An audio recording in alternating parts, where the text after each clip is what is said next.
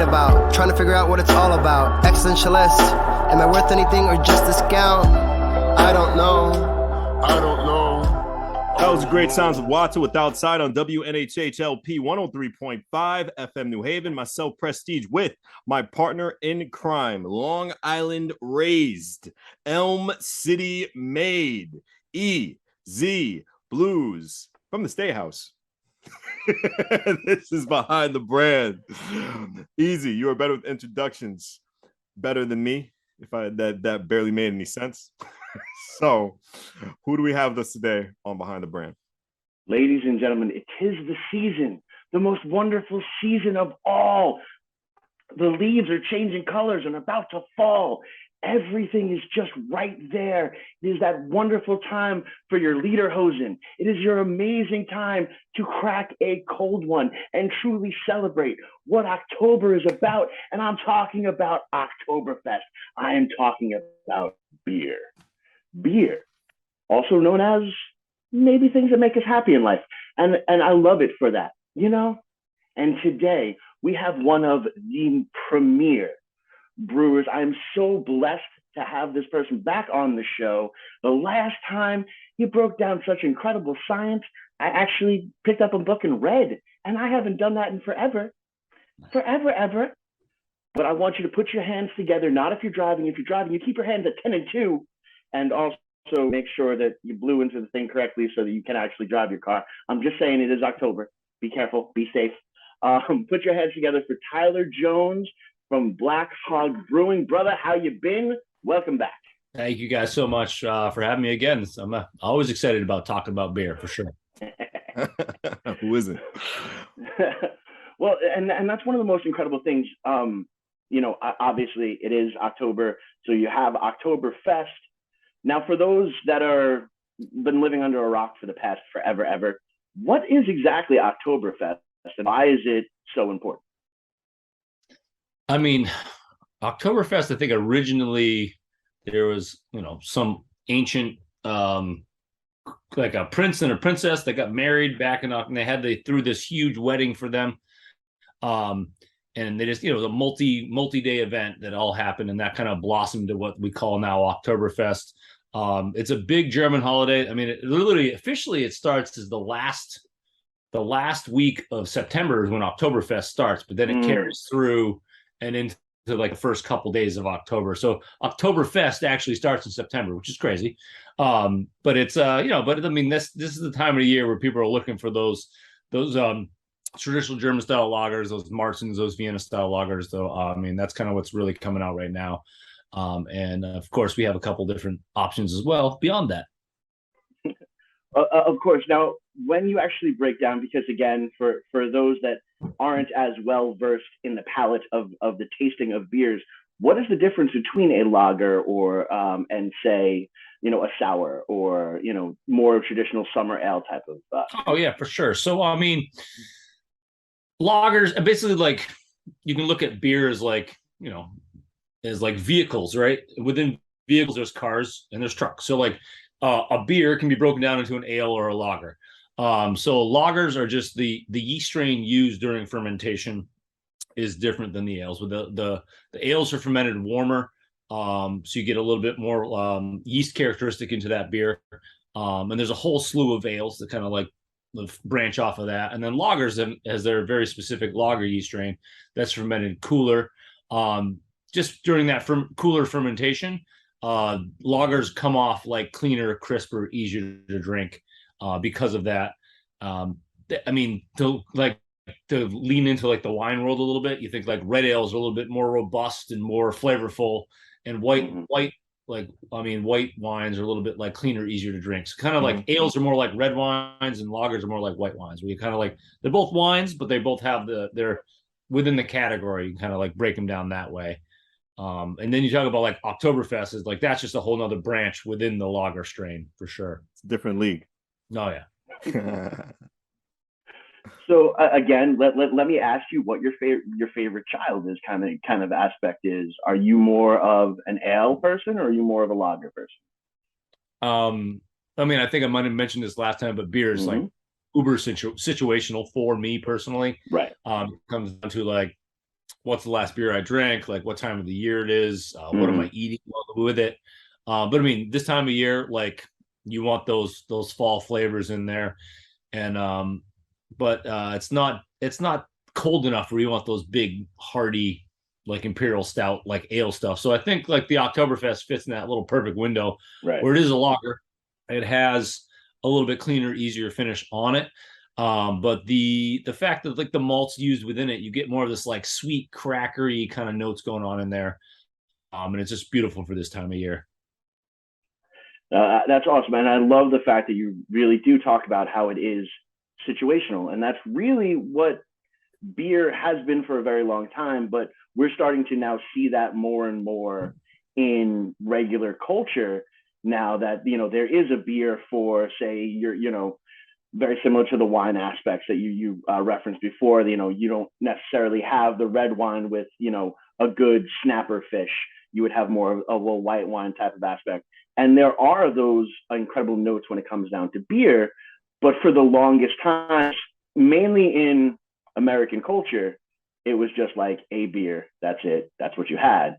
And now we're starting to really get into the depths of it. So, like for example, what's like your favorite fall time meal? Fall time meal. I mean, like fall for me is slow cooker season. You get like a bunch Mm-hmm. of stuff in the slow cooker, you let it all kind of hang out together, and it's just like this beautiful like warm thing you get home and enjoy. And I mean that's kind of where you get the brown ales for sure work well with that. Mm-hmm. Like the Oktoberfest work well with that as well. um but I mean, pizza's always good. I love pizza no matter what. So you can always Right. have a pizza. So that's kind of like, Right. but like if you had to like say fall time meal, it would be like that slow cooker season, kind of like where you're starting to get like the cooler nights and kind of hang out with that. And I mean, if you want to go all the way into like a full Thanksgiving dinner too, I mean, that's kind of like Right. friends, family hanging out, just engorging yourselves with deliciousness. That's kind of what I think of fall time for sure. Now, again, kind of referencing the wine aspect, there are, I forgot the name of it, and I apologize for anyone whose job it is, but there are wine specialists that are at these fancy restaurants that can tell you the proper wine for each particular dish or meal and stuff. Do you see that happening in the future for the beer industry as well? Oh yeah, so I mean, you're talking about like the sommeliers, where they talk about kind Those of like, guys. yeah. Yeah. But there's a whole I mean, I just said the word sommelier and I can't think of the beer version of it now. But there's a whole like line you can get on it. Cicerone, there it is, beer cicerones. So you can have a cicerone classes where you can learn through, and cicerone training level 1 is just like service of beer, and you work your way up through. And there's a Mhm. master cicerone out there. I mean, there's only a few in the country. There's one that is in Connecticut. A buddy of mine, but he's a it's amazing. Like they know as much as like a wine sommelier would be about wine. I mean, they know how the beer is made, how all the different where all the different flavor components within the brewing process come from, um, how to like literally like install an entire draft system to serve the beer correctly, what different beer at different temperatures should be served at. Mm-hmm. I mean, they know like the cicerones where it's at. And those guys are amazing. When you get the master level cicerone, they're a huge component of bringing the level of the quality of service of beer. Obviously, like the brewer's job is to make the best beer possible, but like the service of beer as whole, like if we can produce something beautiful, but like if it's served on a crappy, dirty line at the wrong temperature with the wrong pressures, the wrong blend of gas, it's not going to be presented as well as it should have been. Speaking of being presented well, what makes you unique? What makes Black Hawk separate from the pack? What makes me want to pick your brand? I mean, there's a lot of like, there's brands out there that are known for their hazy IPAs. There's brands that Mm-hmm. out there that are like, oh, we only make lager. Like I personally think like Black Hog and the crew that I'm with now, like we can make every style beautifully, and like we're very well rounded. And like if you want a quality version of any style, you can pick up Black Hog. Oh, that's a great brown ale, or hey, that's a great hazy IPA, or hey, that's a great Italian pilsner. Like we make all the different styles and we do them well. Like, and I think that's kind of where it comes down. Where like Black Hog, like we can make every style. We make it great. And like, we also are always thinking about the food aspect of it, where we want to have that. Cause I mean, beer is great to drink, but like really want to be eating food and hanging out with friends and drinking beer together. And that's what it's all kind of all about. So like, I think that's what kind of separates us from the pack a little bit, where it's like, we are trying to, we're not trying to hyper focus on one style and like make that as perfect as possible. It's like, but we're making all the styles really well and really well crafted. And you can our packaging guys are awesome too. I'll give them a shout out. They're crushing it. Like, our shelf stability is awesome on all of our beers right now too. So like, you can, you don't have to be like, oh man, this beer is 17 minutes old. It's already bad. Like, it's just like our beer has some shelf life, and you can pick up a beer out in the wild. Not necessarily. I mean, I'd prefer you come to Black Hog in Oxford, Connecticut, and buy it from me. But you can pick it up. You can pick it up off the shelf at kind of any one of your local package stores and still have a really great experience. Definitely. What efforts do you make here at Black Hog to be environmentally friendly? Yeah, I mean, so that's a big thing. Is kind of we talk about balance about everything, like balance about like working hard and playing hard, and we're in like, I mean, brewing in itself is just it's you use a lot of water, and you have a lot of excess products that kind of come out throughout the brewing process. I mean, we've started kind of with our wastewater stream, we're side streaming kind of all of our yeast hops trube, they call it, but it's kind of like the bottom end of the brewing process is like the stuff you don't want into your finished product. You don't normally went down the drain. So we side stream that. We have a local farmer that comes, picks it up, uses to fertilize his fields and stuff like that. All of our brewer's grain are being picked up by a different local farmer who's feeding different. He has a bunch of cattle, so he has a big milk farms. Our bigger farmer, so he has a big milk production with all of our spent grain. We have another farmer who picks up smaller amounts, but he actually feeds like goats and pigs, and oddly enough, the Berkshire hog, which we're named after, which is kind of cool. We always try the best we can to like, try to be mindful of the environment. We've hooked up with our friends over at Continuum Distilling. Okay. As well. Continuum is really cool. I don't know if you had them on your show yet or not, but he's in the foreseeable future. Yeah, Brandon's awesome, but he actually used to work for me. As an intern, and then he saw, like, I mean, his whole idea came from when he was working with me, and he was, post transfer, there was like a barrel of beer, that was fermented liquid that wasn't clear enough, didn't make it into the bright tank. And he's like, that could be distilled into a distillate. And so kind of came up with this idea. So now, like, kind of our wastewater, like our finished beer, it's it's finished fermenting. It's actually beer that just doesn't quite meet the quality of what it would be, or if anything might have gone out of. Thank you. Anything that might have gone out of code. They were like, we were able to send it his way, and he's able to distill it off and create a beautiful distillate. Yeah. No, and that's something that's incredible. And just so you know, we're totally going to drop your name when we try to get him on the show. Just put it out there, just so you know, we're totally going to take advantage of that. But one of the things that I really do love and respect about you guys is actually how full circle you are.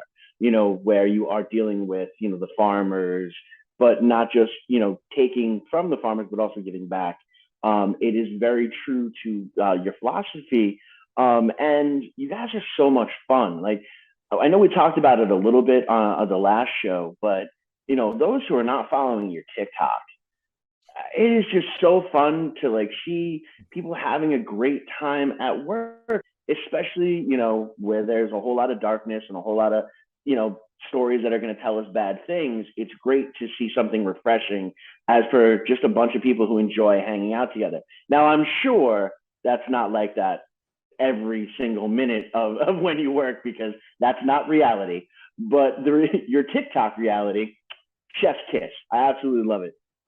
Has that been a key thing for your branding moving forward, or is this something you guys are having fun with?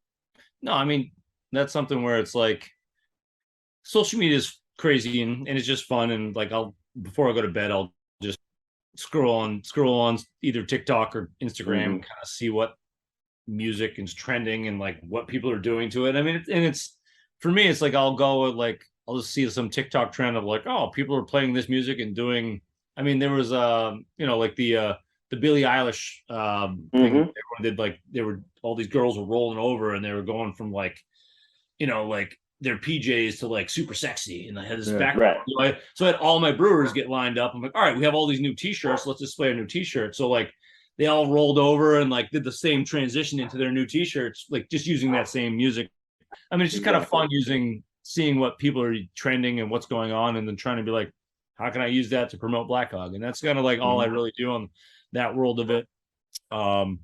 And then we have our assistant tasting room manager is starting to do some work too of like putting some stuff together and trying to play around with that too. So it's more of just kind of having fun.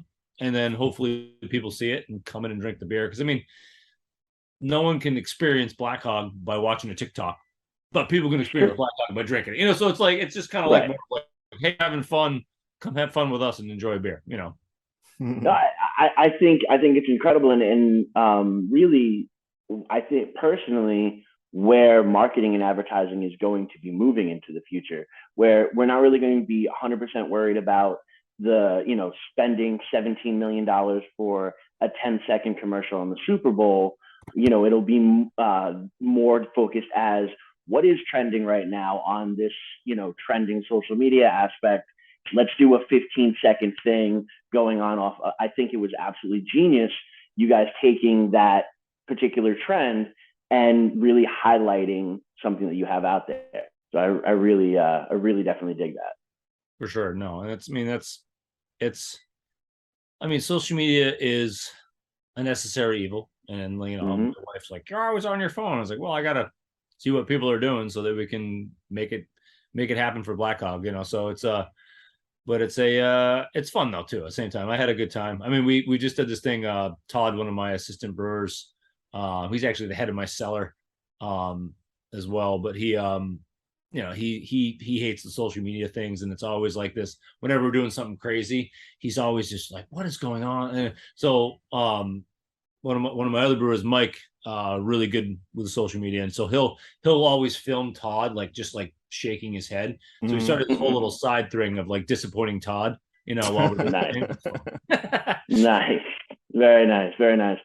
No, that's one of the key things when you can find that piece of yourselves and able to represent that moving forward. It really is the key aspect. It's one of the reasons why we love doing this show in particular is because we are allowed to tell, the stories that not a lot of people really know about. We talk about it all the time. Everyone knows the stories of the Waltons.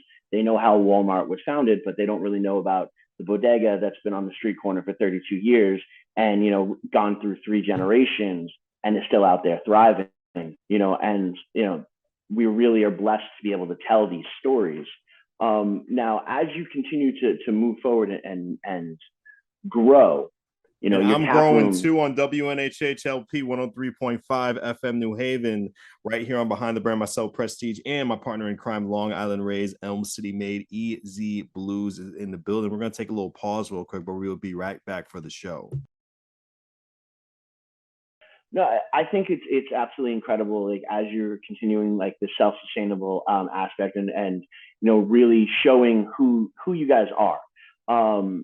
As we continue to move forward and as you continue to grow, I know your tap room, and we apologize. We have not been out there yet. We will be. I promise you, we will be. But it's been a year. It's been a year. I hear you on that. And in the best blessing ways, do you think you're going to maybe start venturing further than just your one location, or is this going to just be, because you guys we can make everything really good and that's what we're going to do. Are you just going to be sticking that in a one location, or are we going to be, moving forward, moving out? Like, are you moving to New Haven? Can we like hang out on a regular basis? Like, I want to know. I mean, right now we're working on, I'm crossing my fingers and I'm going to say 2 weeks, but it's probably 3 weeks from now. We'll have a container dropped at the brewery. That's going to be a wood-fired pizza oven. That's going to be run by Square Peg Pizza. the square peg pizza. We'll have every time you come to Black Hog, there will be a square peg pizza available to eat, which will be super exciting. So we've kind of hooked up with them and trying to get that up and running. And then so that'll be great when that gets up and running. And again, I said 2, I'm hoping 3, probably 4. Stuff always takes too long, but in the next little bit, we'll be able to get pizza available when you come to Oxford and hang out with us. Expanding into New Haven, there's a couple of possible opportunities that haven't come to fruition yet. It might be more of kind of like a beer garden situation, but not like a physical year-round location. But there's nothing set in stone on those yet. So we're kind of hoping to be able to have something down there in the New Haven area as well. Because I mean, it's a drive. I understand. It's a drive to get to Oxford. It's a beautiful drive, though. It's a nice, relaxing drive to get out there and feel like you're in the country. We want to be able to get our beers closer to where the masses are, and something like that too. So I mean, there's a couple of irons in the fire that aren't anywhere close to being hot enough to smash, but there's some possibility you might be able to see us a little bit more, beyond the Oxford walls. But we haven't quite crossed those bridges yet. Okay, well, as you prepare to cross those bridges, I have seen with different brands and all different types of business. As you expand, you can also then kind of lose your identity. What kind of stuff are you going to be moving forward to help maintain? Because a lot of the awesomeness that is Black Hog is the awesomeness that is you guys. You can taste the passion. You can taste being good at what you do. And again, by seeing some of the social media stuff, you can see how much fun you're having doing it. To me, that's your entire brand. And how are you going to be able to maintain that with expanding? I mean, the big thing is that we're trying to keep. I mean, all the beer is still going to be made in Oxford, whatever we end up doing. So like quality of beer of what's being made that's going to have Black Hog brand is going to still be made in the building, with our water source, with all the stuff we've learned there, all of our same equipment. So it's like the beer itself will still have the same soul and everything for sure. And so I think that's the number one thing, is that the beer is going to always be as quality as possible. And that's something I'm passionate about, because that's my side of I'm the liquid side of the business. I want to make sure the liquid's always good. And then the brand itself, we're trying to get out there. I mean, some of we just wrapped a truck in Massachusetts, which is kind of cool, where it's like, you see the bigger guys have like the whole trucks with all the branding all over. So this is our first foray into doing some distribution-y kind of craziness. Hey, we're a big boy now. So it's we have a really truck. If you're down in Cape Cod, you might see a Black Hog delivery truck from homegrown distributors kicking around. So we'll start we'll start there. Maybe we'll get a couple more in Connecticut too as we grow on that and kind of get our brand out a little bit more that way. But yeah, I mean, the big thing is that we'll still be making the beer where we're making the beer. The beer will be as quality as always. I mean, that's always number one, is quality of the beer. But yeah, it's just kind of getting more. It's crazy. You mentioned that we've been around forever, but it's just so many people that I'm oh yeah, I'm the Lord of the Liquid of Black Hog. They're like, Black Hog, what's that? I was like, been around for 8 years. It's crazy to see that. I don't understand how it hasn't got out there. So I mean that's on me for not having enough social media presence and getting people out there. So it's kind of just keep growing, like you said, grow the brand so people can understand the brand, and then be able to be on the same page as you and being like, oh, these guys are legit and they're having fun doing it and their beer is awesome. Right. So I mean, that's kind of where it comes down to. Exactly. And just so everyone knows, I will fully go on record saying their beer is awesome. They're 100% legit. And I always have an amazing time hanging out, at least through Zoom. We will get the interpersonal hanging out, and there'll be, photos, and people will see that we actually exist in real life. Next time. Next time. Person at Black Hog. Okay. Okay. Challenge accepted. Nice. And I say that while Prestige is staring at me going, but I have to work on the logistics. We got plugs. You can just plug it in. We'll make it work. No, but totally off. Totally fell out of that moment for a second. Love it. It's incredible to watch something grow and watch community around. And that's one of the key things that I think a lot of people don't necessarily teach in that business class or really focus on, is the importance of having a strong community. And it's not just the people in which you work with. In this interview alone, you've talked about the farmers that as part of the community around you. Oxford has stepped up and been a community around you guys. The new pizza spot, that's a community around you and you're continuing to expand and grow. A lot of people don't realize that it is that networking, it is that human aspect as we move forward and as we grow and build. Do you guys just like, hey, this is a person I can crack a beer with? Or do you sit down and like really try to get to know somebody before including them into the community? Yeah, I mean, that's a really interesting question. Yeah, 95% of it is something I want someone that I can crack a beer with and hang out with. First, I don't want to I want you to be able to be part of the Black Hog family, hanging out, drinking a beer, eating food, being part of what's going on. But there's some businessy stuff in the background of too. It was like, oh, this X, Y, and Z, this is work out that because of that. And then let's that makes sense, but let's make sure we want to drink a beer with them first type thing. So yeah, there's get them in the fold. I mean, something where like I mentioned our farmers, like the farmer, we bought what was Calvary Brewing Company back in 2014. And this farmer, at that point was Calvary was brewing once a month or something, and they grabbed their bin and grain, and then so it was just he was kind of like and then I was like, all right, listen, we're gonna start producing a lot more. We're gonna have 6 or 7 or 8 of these bins that you used to one a month going on.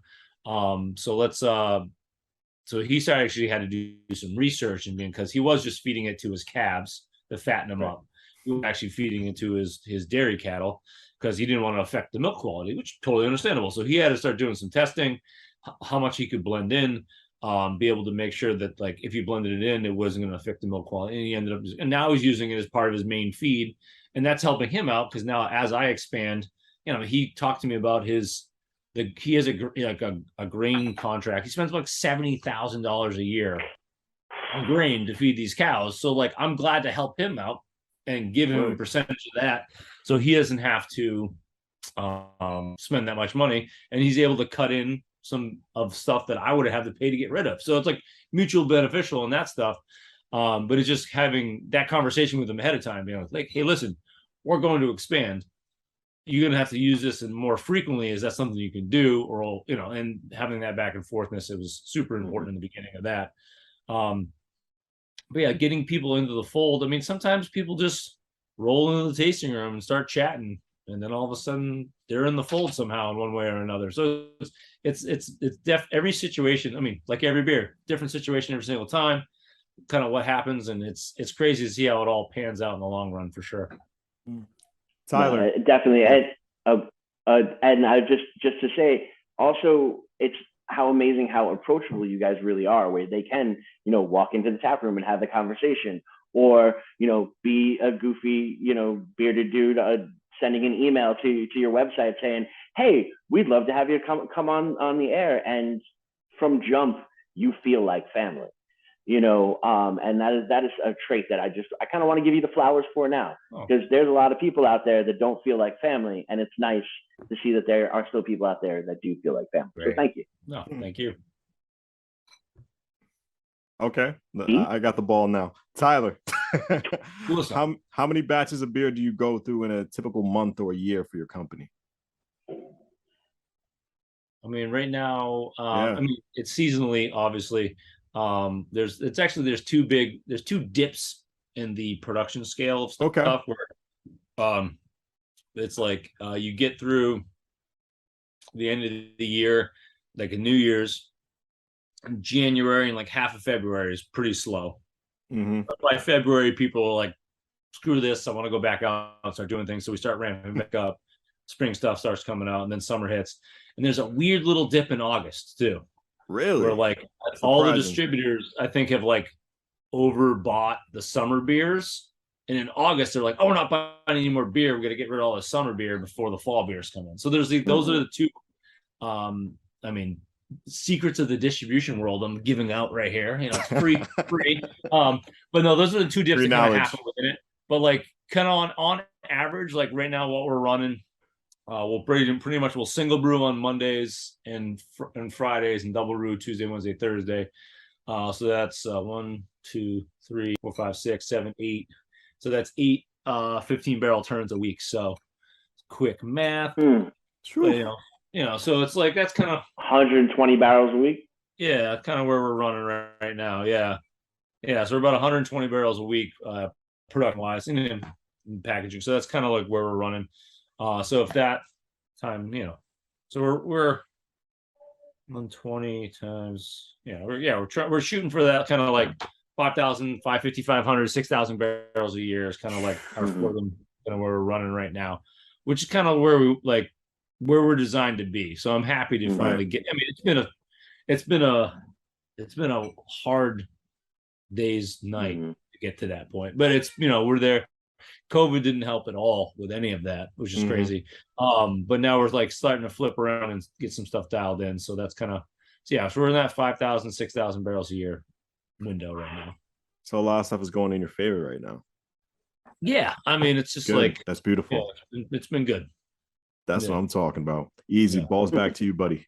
Well, and that's the key aspect of it too. And, you know, and I love that we're able to talk farmer talk because, you know, it is a long process, but that's what reality is, you know, because even if you look at like a farmer, you have to till the land, you have to seed the land, you have to work the land. And that's when the fruit is grown.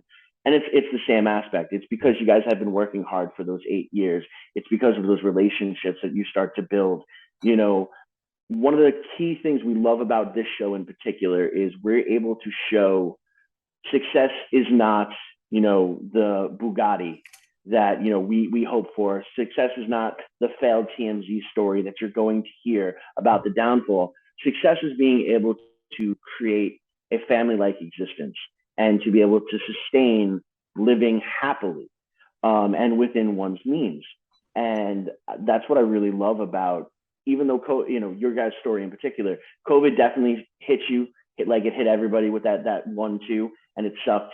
And, you know, but because even during that time you were putting the work in, now we're starting to see the fruits of that.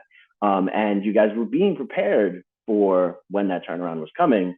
And now, in anywhere between 2 and 7 weeks, you guys are about to have a pizza oven right out there, you know. But the other thing that I want to talk about real quick, because I want to just jump back to it, because it's called a callback in this industry. You've got this truck wrap. Now, I know that whenever, you know, there's a billboard that happens to mention, you know, the band or even the show, or there's a new t-shirt design, I get all sorts of giddy. I want to take pictures with it. Did you guys, once it got wrapped, did you guys all like run up to the spot? Is there like all pictures of you guys like with a thumbs up? You know, you pointing to the truck itself, or is that just something I mean, that's you hope to run into? it was up in Massachusetts. So like I only got, you know, my Joe, my guy who runs all the distribution for me up there in Mass, he like sent me text videos of his pictures of it. And then like we got a random Facebook DM. Someone's like, "Oh, I saw your truck in Martha's Vineyard." I was like, "That's awesome." I was like, you know, so it's just like I'm excited to see it from far. We're actually going up there for November 12th, 13th, the Timeout Market. It's a place outside of Fenway.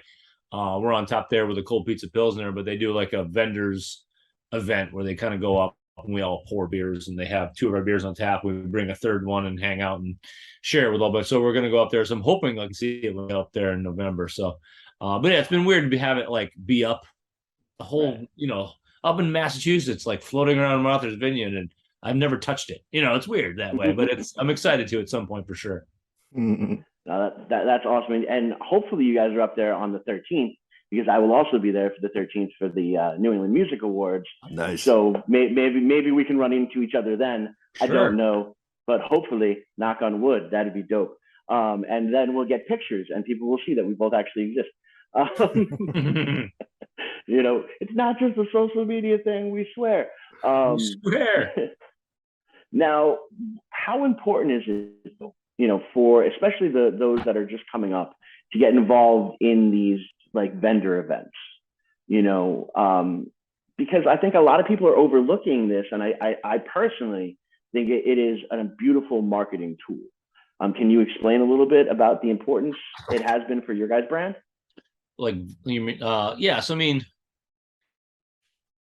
vendor events are important for sure. I mean, it's something where we're finding that there's, if there's an account, and 92% of our beer goes out the door for distribution, right, all over Connecticut, Massachusetts, Maine, New Hampshire, Rhode Island, Delaware, Jersey. Like we're kind of, a lot of our beer goes out in the world.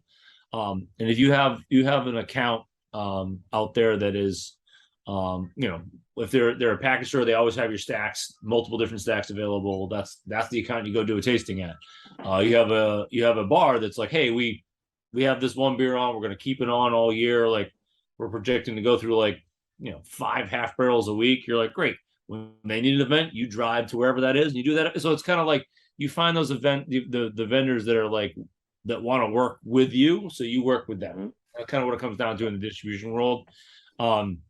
There's a lot of, because like, I mean, the truth is like doing it, like if you go into any of the liquor stores and there's some sort of tasting, like a beer tasting or a wine tasting or a liquor tasting, that person, that brand probably has their person who does the sales that they're paying money to do this, do that, and or they're hired someone to pay hourly to run it up and beyond the person they already paid to do sales.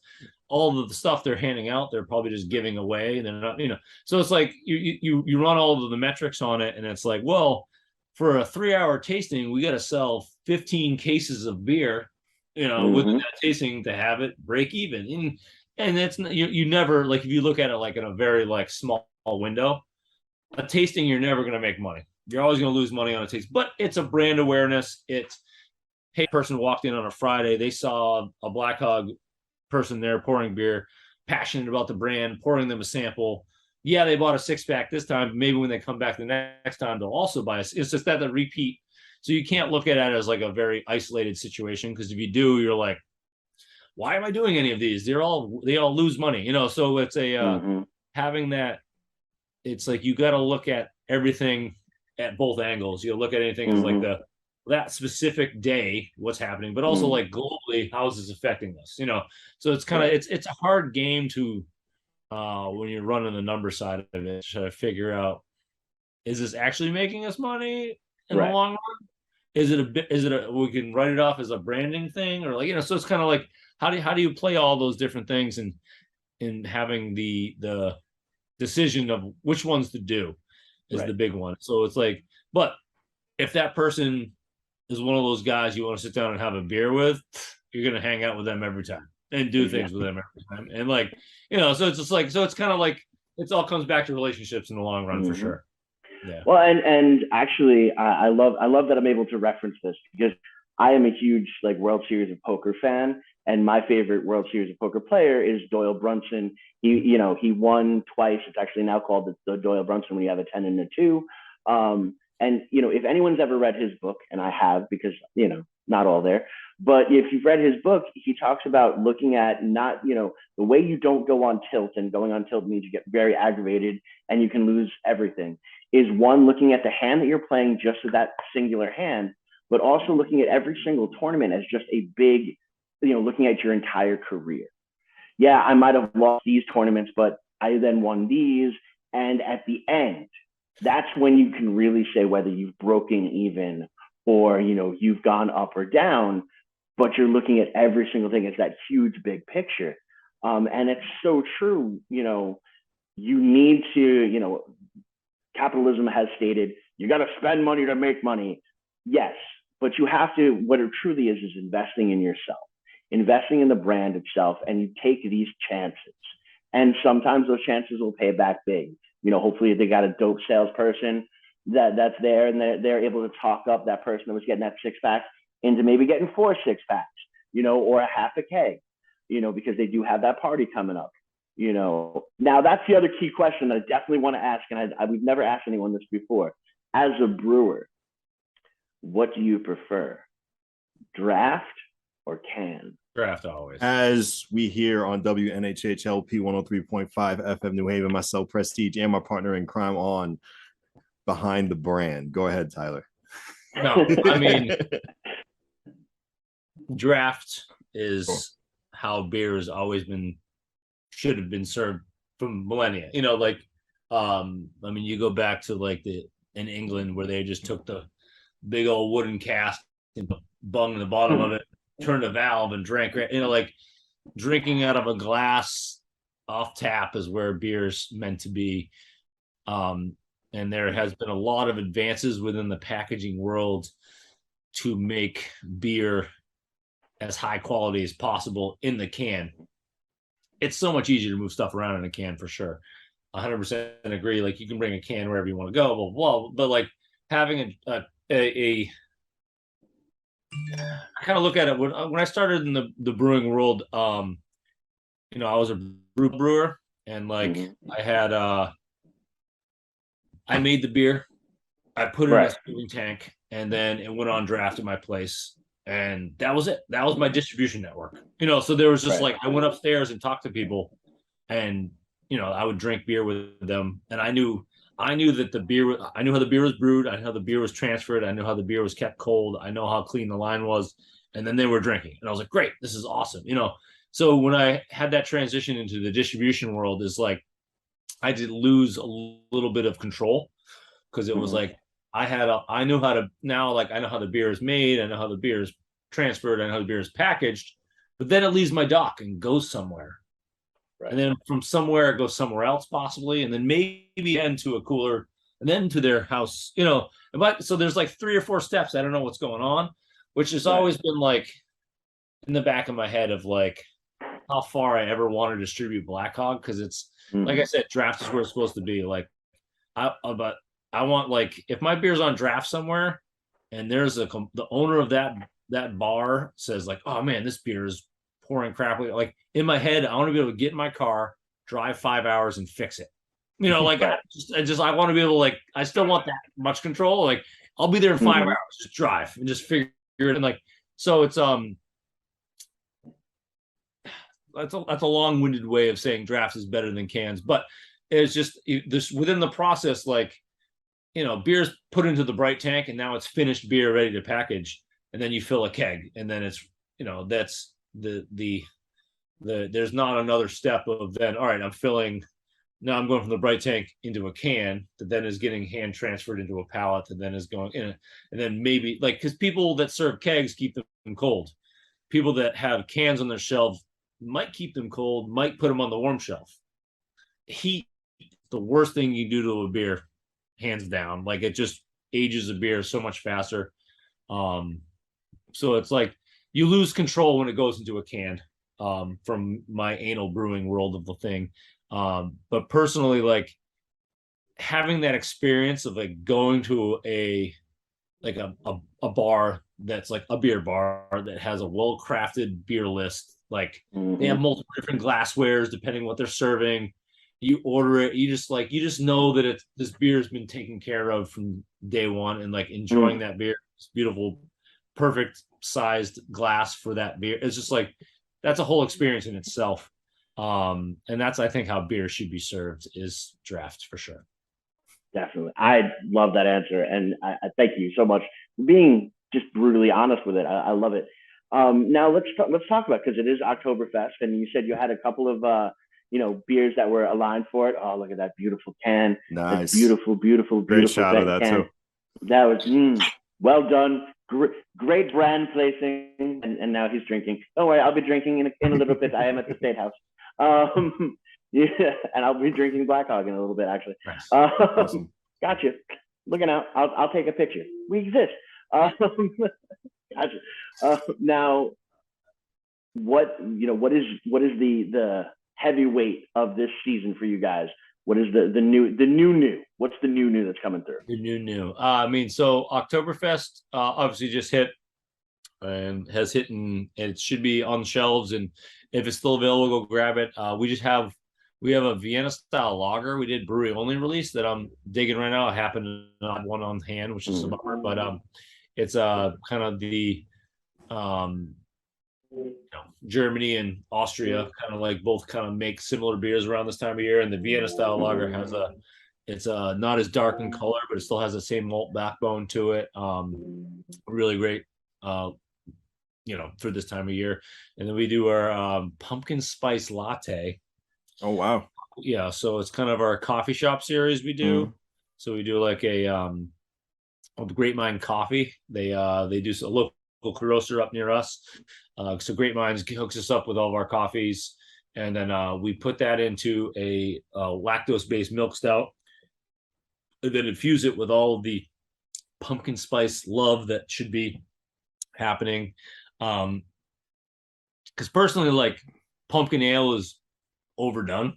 Like everyone has like a pumpkin ale. It's like this orange beer with cinnamon in it, and I just I've always wanted to like do something a little different, but still have and get those people that are into what's going on. And the pumpkin spice latte, I mean, Duncan has it, everyone has it, so it's like people love that beer, and it's one of those seasonals right now for sure that's doing well for us.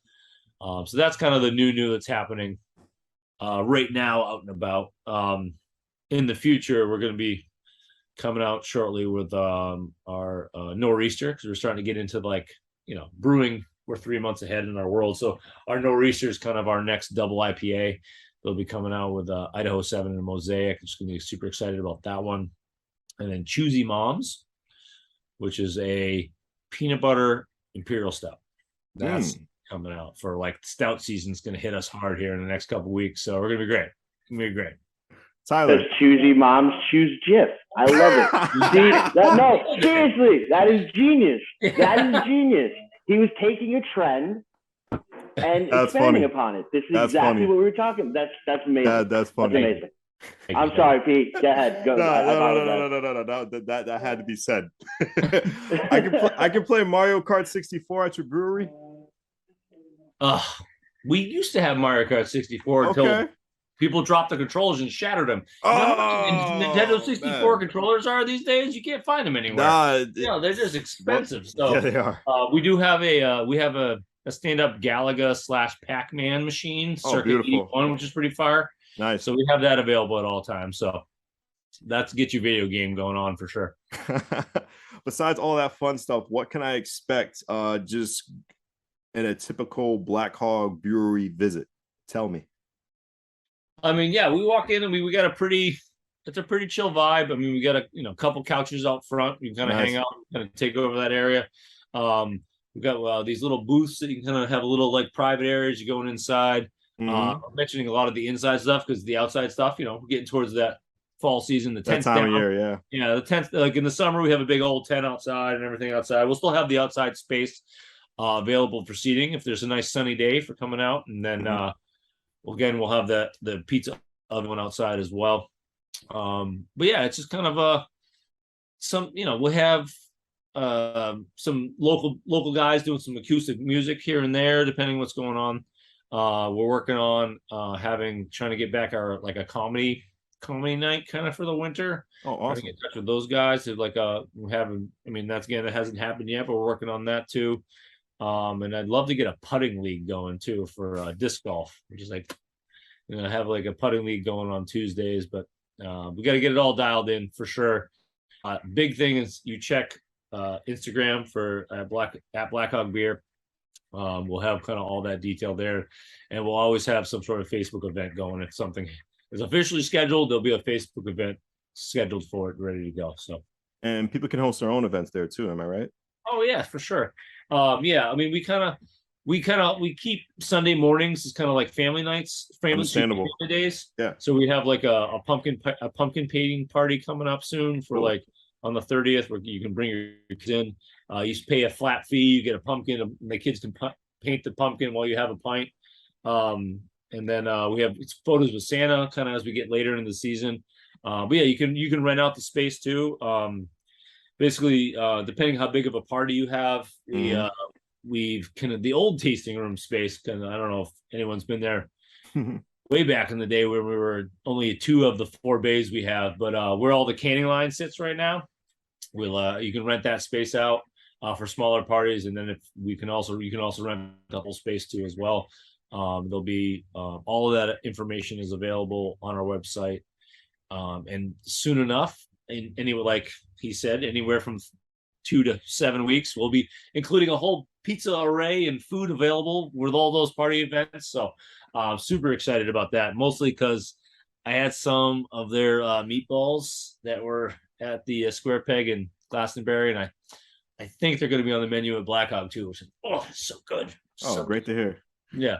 Time is unfortunately coming to a close with us on the broadcast, but we like to give this time to you as always. Please, any little tidbit of information, any new information you want to give to a prospective viewer in the foreseeable future, and like always, just respective plugin. Just give your social media tags, anywhere where to find you, and just anything you got coming up in the foreseeable future. Again, go right ahead, Tyler. This time is yours.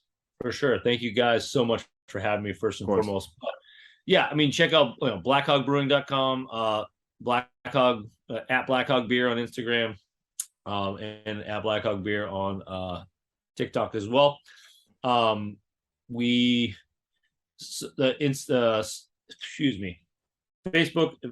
events are really kind of where it's going down. I have all of our information, what's happening at the brewery.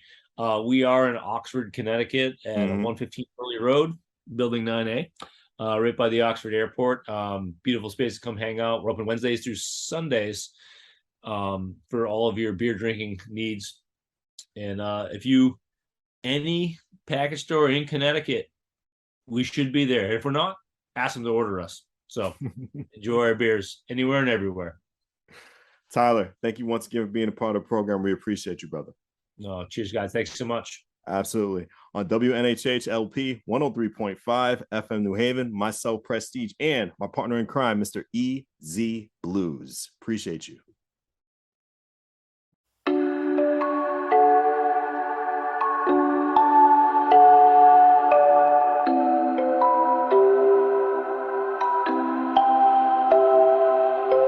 Wondering what to write about, trying to figure out what it's all about. Existentialist, am I worth anything or just discount? I don't know.